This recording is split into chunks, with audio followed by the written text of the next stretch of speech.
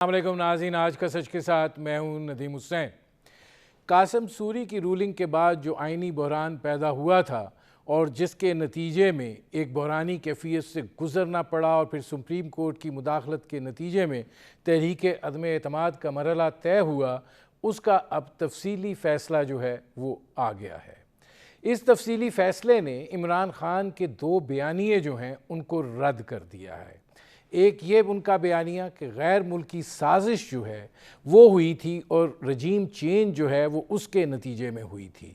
Supreme court के तफसीली फ़ैसले के अंदर इस तफसील के साथ इस हवाले से जायज़ा लिया गया है और एक जवाब दिया गया है और ये कहा गया है कि जो साइफ़र था वो तो 7 मार्च को आया, 27 मार्च तक खामोशी रही, फिर 7 मार्च से 3 अप्रैल तक जो है जबकि मामला पार्लियामेंट के अंदर भी चला गया, ना तो हुकूमत ने ख़ुद तहकीकात की, ना इस तहकीकात के हवाले से जो है वो कोई पेशरफ्त की गई। और फिर उसके बाद जब ये मामला सुप्रीम कोर्ट में आता है तो फिर सुप्रीम कोर्ट को इस साइफ़र के तमाम मंदरजात जो हैं उससे आगाह नहीं किया गया। उसके बाद वो ये लिखते हैं कि उनके पास कोई ज़ाहिर है रास्ता नहीं रह जाता कि जिसके नतीजे में इसको वो कोई अहमियत दें या इसको वो कोई तस्लीम जो है इसको करें। दूसरा बयानिया जो इमरान ख़ान साहब का ये था कि रात 12 बजे अदालतें क्यों खुलीं। ये फ़ैसला जो है ये अपने अंदर ये बात लिए हुए है कि सदर, वज़ीर आज़म और डिप्टी स्पीकर के जो इक़दामात थे वो गैर आइनी करार दिए गए हैं। स्पीकर का रवैया भी जो है वो गैर आइनी करार दिया गया है। जो डिप्टी स्पीकर हैं उन्होंने जो कुछ किया वो उसका इख्तियार ही नहीं था। और फिर वज़ीर आज़म जो हैं उन्होंने जो असेंबली तहलील करने का कहा और फिर सदर साहब ने जो असेंबली तहलील करने का फरमा दिया, इन सब इक़दामात को इस फ़ैसले के अंदर जो है वो गैर आइनी करार दिया गया है। अब जस्टिस मज़हर आलम ख़ान मियाँ खेल जो हैं वो उससे आगे गए हैं और उन्होंने एक अपना जो इजाफ़ी नोट लिखा है उसकी 4 सतरें जो हैं मैं ज़रूर पढ़ना चाहता हूँ और उसके अंदर उन्होंने ये बात कही है कि to my understanding article 5 of the constitution which mandates obedience to the constitution was cited to violate the constitution. However, whether the stated acts attract Article 6 of the Constitution is also left open to be determined by the parliamentarian as to whether they leave open the doors for such unconstitutional acts or take suitable measures to stop such like means in the future. वो article 6 की बात कर रहे हैं, वो parliament को कह रहे हैं कि वो इस हवाले से कानून साजी करे और वो ये बात भी कह रहे हैं कि जो आर्टिकल 5 है वो भी आइन की जो है वो ओबीडियंस का कहता है, लेकिन यहाँ पे उसको मुख्तलिफ़ तरीके से देखा गया। अब इसके ऊपर हुकूमत का जो मौक़िफ़ है वो ज़ाहिर है फवाद चौधरी साहब जो हैं उनका बड़ा सख्त बयानिया आया। उन्होंने कहा कि जर्नैल और जजेस कौन होते हैं बंद कमरों में बैठ के फ़ैसला करने वाले, लेकिन वज़ीर दाखिला राना सनाउल्लाह साहब ये फरमा रहे हैं कि आर्टिकल 6 के हवाले से जो कार्रवाई है उसके काम का आगाज़ कर दिया गया है और जो बाकी लोग हैं उनके हवाले से आइनी रेफरेंस जो है वो भेजा जाएगा। और ज़ाहिर है मखलूत हुकूमत है, कल काबीना का इजलास बुलाया गया है, काबीना के अंदर भी इस सिलसिले में जो है वो गौर होगा। और ये उन्होंने मुतालबा भी किया है कि सदर जो हैं वो मुस्ताफ़ी हो जाएं। अब ये फ़ैसला जो है इसके नतीजे के अंदर इमरान ख़ान साहब को कितना सियासी नुकसान पहुंचता है या आगे इस हवाले से क्या पेशरफ्त होती है वो तो बायद की बात है, लेकिन इस फ़ैसले के हवाले से बात करेंगे। आपका अपने मेहमानों से तारुफ़ करवाते हैं। हमारे साथ मौजूद हैं सेनेटर कामिल अली आगा साहब, मुस्लिम लीग काफ के रहनुमा हैं लेकिन ख़ुद भी वो एक माहिर कानून हैं। और हमारे साथ मौजूद हैं जस्टिस रिटायर्ड शाइक उस्मानी साहब, मुमताज़ कानूनदान हैं। कामिल अली आगा साहब, आपसे शुरू कर रहा हूँ, ये फरमाइएगा कि मैंने इस फ़ैसले का वो सिलसिला भी सामने रख लिया है जो साजिश के हवाले से वो बात कर रहे हैं, तो ये जो सुप्रीम कोर्ट का 5-0 का फ़ैसला है उन्होंने इस साजिश का जो इमरान खान साहब का बयानिया है उसको ना सिर्फ मुस्तरद किया है बल्कि हर लिहाज से उसको दफन कर दिया। नदीम हुसैन, बात यह है कि जस्टिस मियां खेल की जो अलग नोट है वो फैसले का हिस्सा नहीं बन सकता। वो उनकी अलग से एक नोट है जो उनकी अजाफी राय है, वो फैसले का हिस्सा तो नहीं समझा जाएगा और फैसला वही होगा जो कि 5-0 से लिखा गया। रही बात कि ये जो साजिश और मुदाखलत की बात है, उसके अंदर सुप्रीम कोर्ट ऑफ पाकिस्तान ने फैसले में ये कहा है कि हमारे सामने तमाम मंदरजात नहीं रखे गए, यानी फैसले में एडमिट किया गया है कि मंदरजात मौजूद हैं लेकिन हमारे सामने नहीं रखे गए। तो साजिश और मुदाखलत के हवाले से वो लेटर जो प्रेसिडेंट ऑफ पाकिस्तान ने सुप्रीम कोर्ट को लिखा और उसके साथ मुकम्मल साइफर की कॉपी भी लगाई, उसके तहत गुजारिश की गई थी सुप्रीम कोर्ट ऑफ पाकिस्तान से कि वो इसके मुतल्लिक जुडिशल कमीशन कायम करें। वो अभी तक मेरी नज़र में पेंडिंग है, उसके ऊपर फैसला सुप्रीम कोर्ट ऑफ पाकिस्तान का नहीं आया।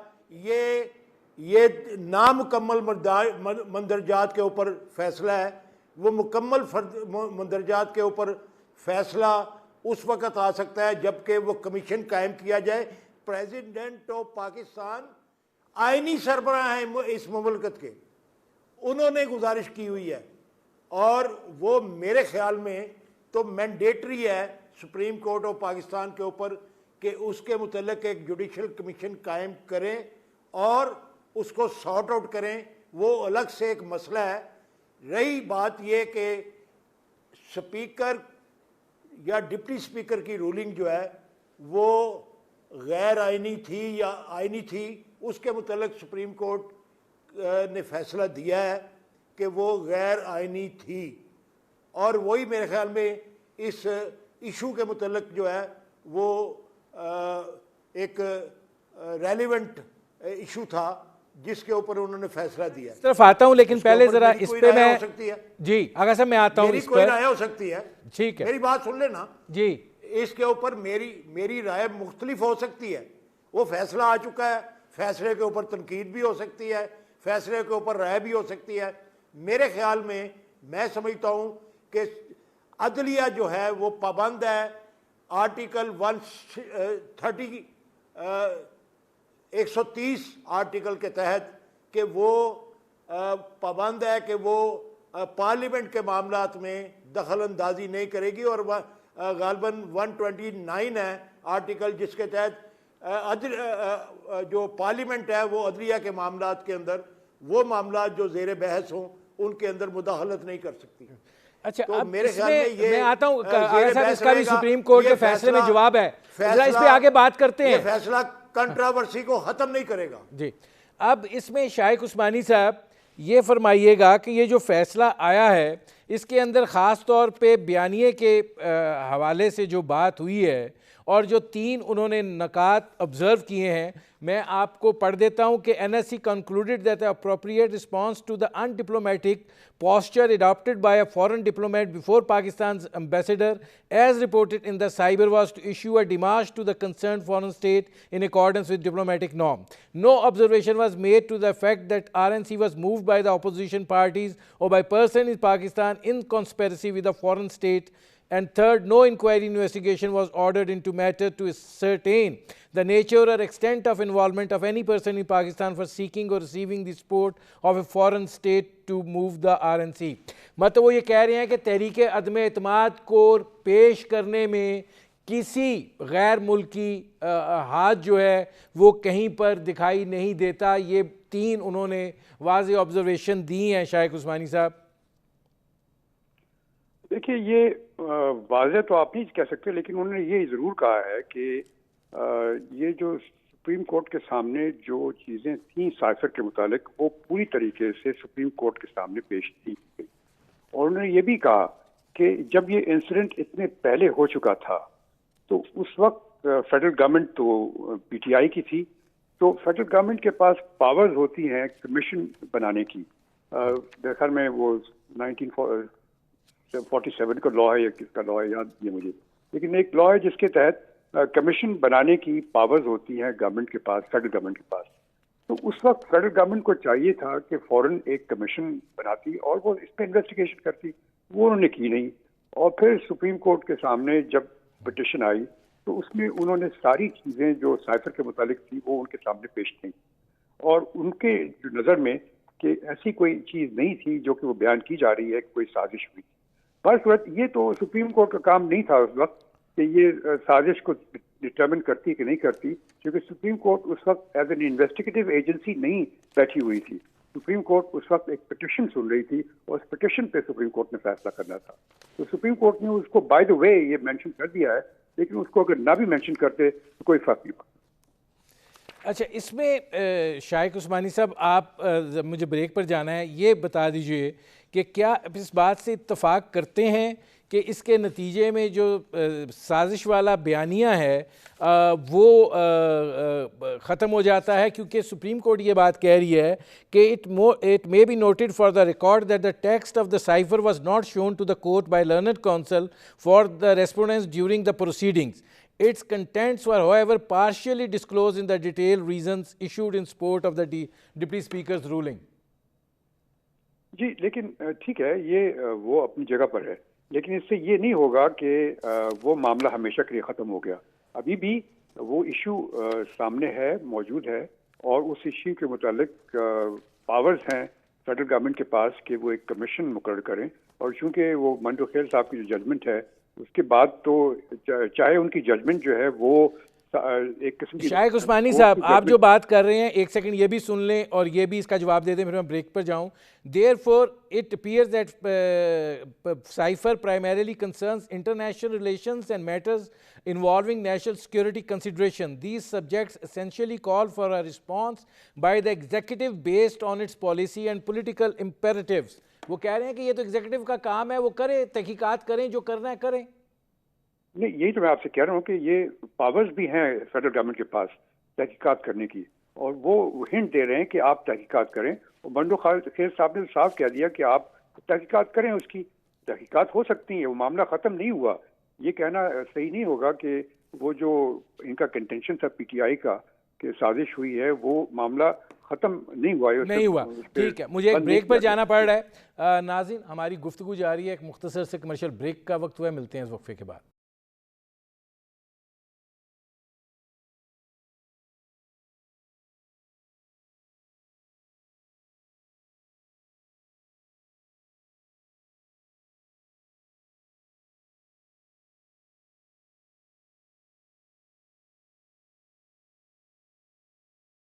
बैक. अच्छा, कामिल अली आगा साहब, ब्रेक पर जाने से पहले जो आप ये बात कह रहे थे कि पार्लियामेंट के काम में मुदाखलत नहीं होनी चाहिए और पार्लियामेंट उधर मुदाखलत नहीं कर सकती, मैं आपको इस फैसले का एक जुमला पढ़ के सुना रहा हूँ. उसमें ये लिखते हैं, as a result proceedings that infringe the provision of the constitution are no longer protected. वो कहते हैं प्रोसीजरल चीज़ें जो हैं वो तो ठीक है, लेकिन जहाँ पे इन्फ्रिंजमेंट ऑफ कॉन्स्टिट्यूशन आ जाएगा उसकी उन्होंने बेशुमार इसके अंदर मिसालें भी दी हैं. उसमें उन्होंने जो इंडियन कोर्ट्स हैं उनका भी हवाला दिया है, फिर अहमद सईद किरमानी वाले केस का भी हवाला दिया है. तो वो तो कह रहे हैं कि जहाँ पे इन्फ्रिंजमेंट आएगी वो प्रोटेक्टेड नहीं है. देखिए, उनकी राय में ये इन्फ्रिंजमेंट है. मैंने पहले भी अर्ज़ किया कि बड़े एहतराम के साथ कि उन्होंने चूँकि जो इशू था उसके ऊपर, इशू ये था कि वो डिप्टी स्पीकर की रूलिंग के ऊपर उन्होंने सो मोटो लिया. उसके मुतल्लिक उन्होंने जो कह दिया, मैं मोतरज़ नहीं हूँ, लेकिन मैं ये समझता हूँ कि ये डिबेट ख़त्म नहीं हो सकती, क्योंकि इसमें अभी कॉन्स्टिट्यूशन ऑफ पाकिस्तान की तशरीह करना जो है वो सुप्रीम कोर्ट ऑफ पाकिस्तान के ऊपर जो है उसका उनका अख्तियार है, लेकिन आइन के अंदर कोई तब्दीली करना सुप्रीम कोर्ट ऑफ पाकिस्तान के अख्तियार में नहीं है, वो पार्लियामेंट का काम है. और पार्लियामेंट के काम के अंदर तब्दीली की है, आगा साहब, सुप्रीम कोर्ट ऑफ पाकिस्तान जो है वो एज सच उसकी किसी प्रोसीडिंग के अंदर कोई अख्तियार नहीं रखती कि वो मुदाखलत करे। इसी तरह पार्लियामेंट भी कोई अख्तियार नहीं रखती कि वो सुप्रीम कोर्ट नहीं, अब सुप्रीम कोर्ट ये कह रही है कि तशरीह करना नहीं, अगर साहब सुप्रीम कोर्ट ये कह रही है कि तशरीह करना हमारा काम है, तो जब आप वो ये बात कर रहे हैं, हवाला जात भी दे रहे हैं और वो ये कह रहे हैं कि अगर आपने कहीं पर इन्फ्रिंजमेंट ऑफ कॉन्स्टिट्यूशन किया है तो उसको कोई तहफ़्फ़ुज़ हासिल नहीं है, उसको हमने प्रोटेक्ट करना है, और अगर प्रोसीजरल कोई मामलात हैं तो वो ठीक है, वो उसको आप रखें। तो अब अगर आप ये समझ हैं कि उन्होंने कॉन्स्टिट्यूशन के अंदर रीराइट किया है, मुदाखलत की है? देखिए मेरी बात सुने, मैं ये कह रहा हूँ कि कल कला को पार्लियामेंट जो है वो ये कह देती है कि ये इन्फ्रिंजमेंट नहीं थी, सुप्रीम कोर्ट का काम था इसकी आईन पाकिस्तान की तशरीह करना, और कोई article supreme court of Pakistan की नज़र में तो उसमें इन्फ्रिंजमेंट हो सकती है, लेकिन पार्लियामेंट की नज़र में अगर इन्फ्रिंजमेंट नहीं होती तो ये फैसला जो है उसकी हैसियत जो है वो उसकी हैसियत का तयन कौन करेगा। मैं ज़ाती तौर पे समझता हूँ कि पार्लियामेंट की प्रोसीडिंग के अंदर जो मामलात हैं वो सोच समझ के आईन पाकिस्तान ने वज़ा कर दिया हुआ है कि अदलिया जो है सुप्रीम कोर्ट ऑफ पाकिस्तान तशरीह करने का अख्तियार रखती है और कोई अपने मैने देने का अख्तियार नहीं रखती। वही मैने होंगे जो आईन पाकिस्तान की रूह के मुताबिक दुरुस्त होंगे। तो इस ये बहस मैं इतना मोतरज़ हूँ कि ये मामला ख़त्म नहीं हुआ, और शाइक उस्मानी साहब बिल्कुल दुरुस्त फरमा रहे हैं। मैंने शाइक साहब से बड़े अदब से पहले अर्ज़ कर दिया था कि जो शाइक उस्मानी साहब ने फरमाया वो मैंने उनसे पहले चंद टूटे फूटे अल्फाज में बयान कर दिया था। ठीक है, अब अगर मैं आप आगे सब आता हूं इसके ऊपर, तो मैं एक बात जरूर कहूंगा कि ये फैसला नहीं हुआ, ठीक, ये फैसला जेरे बहस रहेगा और ये कंट्रोवर्सी कम नहीं होगी, बढ़ेगी। ये अच्छा, मैं शाइक उस्मानी साहब ये फरमाइएगा कि आप समझते हैं कि ये बात जो कही जा रही है कि उन्होंने इसका पूरा एक जो सीक्वेंस है उसको भी दिया है कि किस तरीके से क्या हुआ और फिर वो पहुंचा उस नहज पे जहां पे सुप्रीम कोर्ट का अपना भी सिलसिला फ़ैसला जो है वो मानना ख़तरे में पड़ गया था, उस पे तो बाद में आते हैं। ये जो इन्फ्रिंजमेंट की बात है, आप ये जो बात कही है, आप इसको मुदाखलत समझते हैं या आप समझते हैं कि नहीं सुप्रीम कोर्ट के पास ये इख्तियार था? देखिए, ये जो डिप्टी स्पीकर की जो रूलिंग थी वो उस ज़मरे में नहीं आता जिसमें कि कोर्ट मुदाखलत नहीं कर सकती, क्योंकि ये एक कोर्ट मुदाखलत नहीं कर सकती प्रोसीजरल मैटर्स में। और सुप्रीम कोर्ट ने इसको एक्सप्लेन किया, उन्होंने कहा कि यहाँ कोई वोटिंग नहीं हुई थी या कोई लॉ पास नहीं हो रहा था, यहाँ पे एक डिप्टी स्पीकर ने अपनी मर्जी से एक रूलिंग दे दी, तो वो अगर कॉन्स्टिट्यूशनली गलत है तो सुप्रीम कोर्ट के पास पूरा हक होता है कि वो अगर कोई चीज़ कॉन्स्टिट्यूशनली गलत है तो उसको नोटिस ले और उसके मुतालिक रूलिंग दे। तो ये तो मेरे ख्याल में कहना सही नहीं होगा कि ये उस कॉन्स्टिट्यूशन के प्रोविजन से प्रोटेक्टेड है इन्फ्रिंजमेंट। इसमें शाइक उस्मानी साहब एक और बात जो आ जाती है, जो इस फैसले के अंदर वो कह रहे हैं, वो ये कह रहे हैं कि जो तहरीक अदम एतमाद है उसका जो अल्टीमेट एंड है वो वोटिंग के ज़रिए है, इसके अलावा और कोई तरीक़ाकार जो है वो नहीं है। अगर आप उस एंड तक नहीं जाते हो तो फिर आप वायलेट कर रहे हो सारी सूरत हाल को।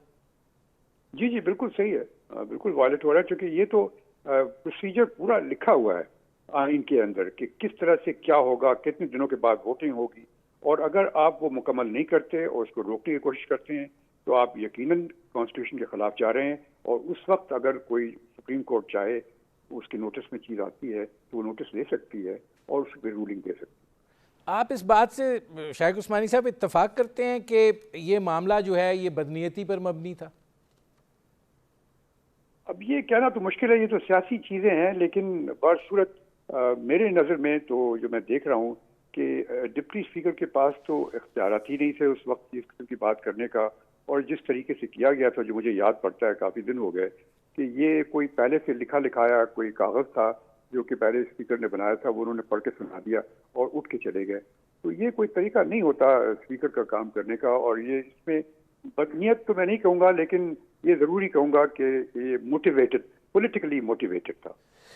अब कामिल अली आगा साहब, आप ये नहीं समझते कि जो कुछ वहाँ पे हुआ वो अगर गैर आइनी था, आइन के अंदर हर चीज़ का एक तरीका कार वज़ा है, हुकूमत को पता चल गया था कि वो अक्सरियत खो चुके हैं और जो रास्ता अपनाया गया वो बिल्कुल गैर आइनी था, और अगर वो गैर आइनी रास्ता जो है उसको अपनाने के बाद मिसाल सेट कर दी जाती तो फिर उसका नतीजा क्या निकलता अगर सुप्रीम कोर्ट भी मुदाखलत ना करती? देखें, मेरी गुजारिश सुने नदीम हुसैन, हर अमल का एक रद्द अमल होता है।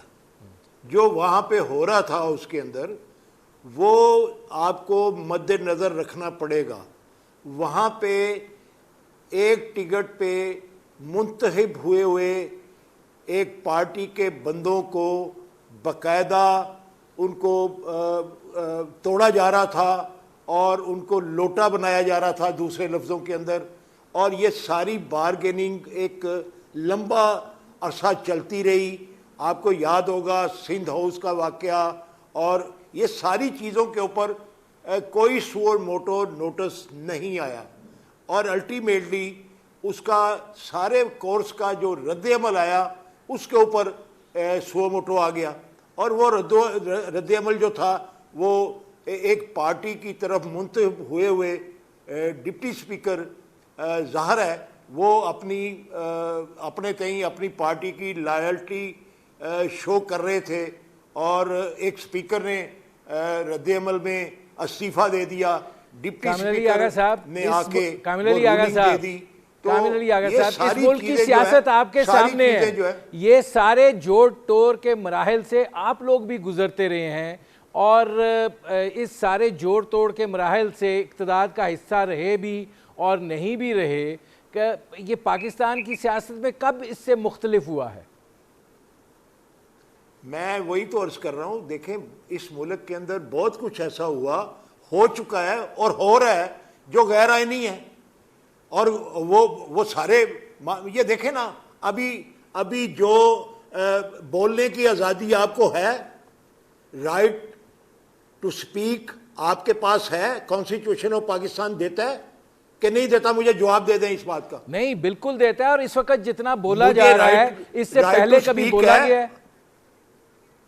आज से पहले पिछली हुकूमत के अंदर जितना बोला जा रहा था और जितना आप बोलते थे और दूसरे एंकर पर्सन बोलते थे और टीवी चैनल्स सुनवाते थे, आज उससे 10% भी नहीं लोगों को आज़ादी, और जो बोलता है उसके साथ क्या होता है मुझे बताएं। आप अपने दिल पे हाथ रख के बताएं। अभी आप बोलने की कोशिश करें, हो सकता है आपको रास्ते में अभी घर जाते हुए गिरफ्तार कर लिया जाए और जोतकोब किया जाए। ये आइन की पासदारी है, मुझे बताएं। अच्छा, मुझे एक ब्रेक लेना पड़ रहा है, वापस आता हूँ, यहीं से शुरू करेंगे, वापस आता हूँ। नाज़रीन, हमारी गुफ्तगू जारी है, एक मुख्तसर से कमर्शियल ब्रेक का वक्त हुआ है, मिलते हैं इस वक्फे के बाद।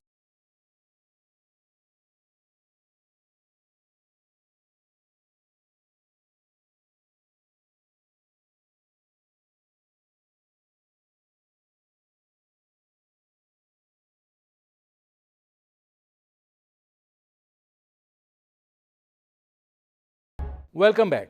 अच्छा, अब कामिल अली आगा साहब, वक्त थोड़ा और एक चीज़ के ऊपर आपसे और शाइक उस्मानी साहब दोनों से राय लेनी है। जो फैसला है वो ये बात कहता है कि डिप्टी स्पीकर, उसके अंदर वज़ीर आज़म और सदर, तीनों ने जो इक़दामात उठाए गैर आइनी हैं, उनको कलअदम करार दिया गया। वो तो पहले ही कलअदम करार हो चुके थे। इसके बाद ये बात कही जा रही है कि सदर मुमलिकत जो हैं वो इस्तीफ़ा दें, और इसके ऊपर राना सनाउल्लाह साहब ये बात कह रहे हैं कि हमने आइन के मुताबिक रेफरेंस जो है वो हम भिजवाएंगे, और आर्टिकल 6 के तहत कार्रवाई के लिए काम का आगाज़ भी कर दिया गया है और बुनियाद जो है वो वही जस्टिस मज़हर आलम खान का जो लिखा हुआ है वो है। आपकी क्या राय है? नदीम हुसैन, मैं इब्तदा में कह चुका हूँ कि जनाब मियाँ खेल साहब की, जस्टिस मियाँ साहब की जो राय है वो अलग से एक नोट है, वो फैसले का हिस्सा नहीं है। मेरे इल्म के मुताबिक, मेरे नाकस राय के मुताबिक वो फैसले का हिस्सा नहीं है। उसके ऊपर अगर सारा फैसला छोड़ के जहाँ पे किसी जगह पे भी आर्टिकल 6 के मुतल्लक ये राय नहीं दी गई कि उसकी कार्रवाई शुरू कर दी जाए, इस और किसके खिलाफ शुरू कर दी जाए। ये हुकूमत तो अब सदर पाकिस्तान को रिज़ाइन करने का कह रही है और इमरान खान जो वज़ीर आज़म पाकिस्तान थे उनके मुतल्लिक कह रही है कि वो आर्टिकल 6 की कार्रवाई उनके खिलाफ होगी। ये कतई तौर पे इस फैसले की रूह से नामुनासिब होगा। लेकिन मैं समझता हूँ कि अदारों को अपनी अपनी जिम्मेदारी निभानी चाहिए आईन पाकिस्तान के मुताबिक। मुझे भी, आपको भी और तमाम शाइख उस्मानी साहब को भी, हम पाबंद है आईन पाकिस्तान के। हमें आईन पाकिस्तान की पाबंदी करना, आईन पाकिस्तान ने इसके मुतल्लिक जो है वो पाबंदी सिखाई है। कामिल अली आगा साहब, मेरे पास अब बिल्कुल 1.5 मिनट रह गया है और ये आईन पाकिस्तान की पाबंदी अगर हो जाती तो मामला इस नहज पे ना पहुंचता। शाइख उस्मानी साहब, ये जो तकाजा है सदर पाकिस्तान से अब इस्तीफे का और आर्टिकल 6 की कार्रवाई का, इस पर आप क्या कहते हैं? देखिए, जहाँ तक कि जो डिसेंटिंग जजमेंट थी वो फाइनल जजमेंट कोर्ट की नहीं है। कोर्ट की जजमेंट जो होती है मेजॉरिटी जजमेंट होती है। बाहर सूरत ये एक गाइडिंग प्रिंसिपल हो सकता है, जो कि एक जज, ऑनरेबल जज है सुप्रीम कोर्ट के, उनका एक ऑर्डर है, तो वो एक गाइडिंग प्रिंसिपल हो सकता है और उसकी बेसिस पर गवर्नमेंट अगर चाहती है कोई कार्रवाई करना और उसकी आर्गुमेंट दे सकती है तो वो कर सकती है। अब आइंदा क्या होता है इसका मुझे मालूम नहीं, लेकिन उसमें रुकावट नहीं है, वो कर सकते हैं अगर चाहते हैं। नहीं, लेकिन ये तो फैसले में लिखा हुआ है ना कि सदर पाकिस्तान ने गैर आईनी काम किया। नहीं, वो सही है, लेकिन वो अपनी जगह पर, लेकिन वो गवर्नमेंट कह सकती है, लेकिन वो उनका आना या ना जाना वो कॉन्स्टिट्यूशन में लिखा है कि प्रेसिडेंट किस तरीके से आएगा और किस तरीके से जाएगा, तो वो उसी तरीके से जाएगा। अगर उनके खिलाफ कोई कार्रवाई करके कराना चाहते हैं तो वो शुरू कर सकते हैं कार्रवाई, इम्पीचमेंट हो सकती है, दूसरी चीजें हो सकती हैं, लेकिन ये तो नहीं कह सकते कि आप रिजाइन कर दे जबरदस्ती। ठीक है, मेरे प्रोग्राम का वक्त ख़त्म हो रहा है। बहुत शुक्रिया कामिल अली आगा साहब, बहुत शुक्रिया जस्टिस रिटायर्ड शाइख उस्मानी साहब। नाज़रीन, आपने हमारे पैनल के शुरका की गुफ्तगू सुनी। अब तक के लिए इतना ही, इजाज़त दीजिए। अल्लाह हाफ़िज़।